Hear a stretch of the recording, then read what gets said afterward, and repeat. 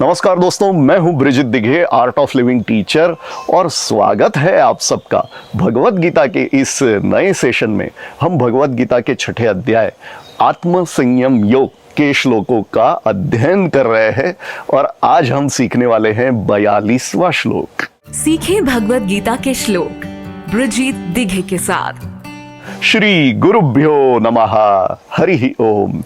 शुरू करने के पहले एक डिस्क्लेमर।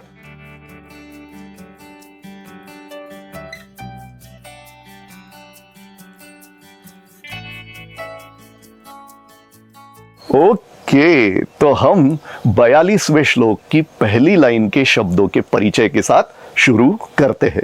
अथवा, अथवा पहला ही शब्द योगिनामेव, योगिनामेव, योगिनाम और एव इन दो शब्दों की संधि से बना है। अथवा योगिनामेव कुले भवति धीमताम। धीमताम का अर्थ होता है इंटेलिजेंट, ज्ञानवान, बुद्धिशाली। कुले भवति धीमताम, धी की मात्रा बड़ी वाली दीर्घ है। पहली लाइन का 2 बार उच्चारण कर लेते हैं, चलो। अथवा योगिनामेव कुले भवति धीमताम, अथवा योगिनामेव कुले भवति धीमताम। याद रखिए, ये भगवान श्री कृष्ण ऐसा जो साधक है जो अभी सिद्ध नहीं हुआ है, उसको क्या गति मिलती है, कैसी गति उसकी होती है, इस बारे में ये बता रहे हैं। तो अब हम दूसरी लाइन पर चलते हैं, चलो। एतद्धि, एतत् और ही इन दो शब्दों की संधि से बना पहला ही शब्द एतद्धि, दुर्लभतरम। दुर्लभतरम अर्थात दुर्लभ, जो पाने में कठिन हो, ऐसा।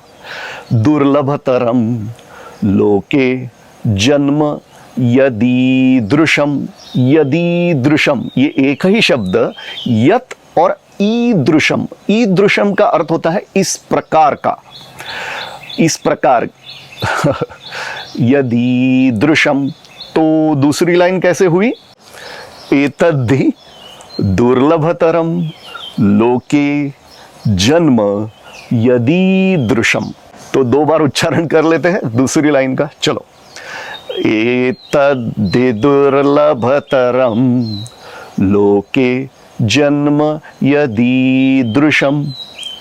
एतद्धि दुर्लभतरम लोके जन्म यदीदृशम। हम इस 42वें श्लोक का एक बार पुनरावर्तन करते हैं, चलो।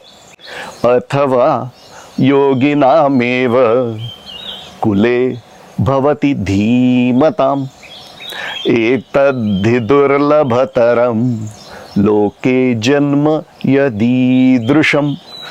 तो एक तो साधक जो अभी सिद्ध नहीं हुआ है, उसकी एक तो गति है कि वो श्रीमताम गेहे, जिनके पास वैभव है, ऐसे लोगों के घर में पैदा होता है। पहले तो अपने पुण्यों के बल पर वो पुण्यवानों के लोगों को बहुत काल तक उसका उपभोग करता है, और फिर शुचि नाम श्रीमताम गेहे, ऐसे जो लोग हैं जो वैभवशाली है, जो शुद्ध अंतःकरण वाले हैं, ऐसे लोगों के घर में योग भ्रष्टः अभिजायते, ये 41वें श्लोक में भगवान श्री कृष्ण ने बताया था। तो अथवा या फिर अब 42वें श्लोक में क्या बोल रहे हैं?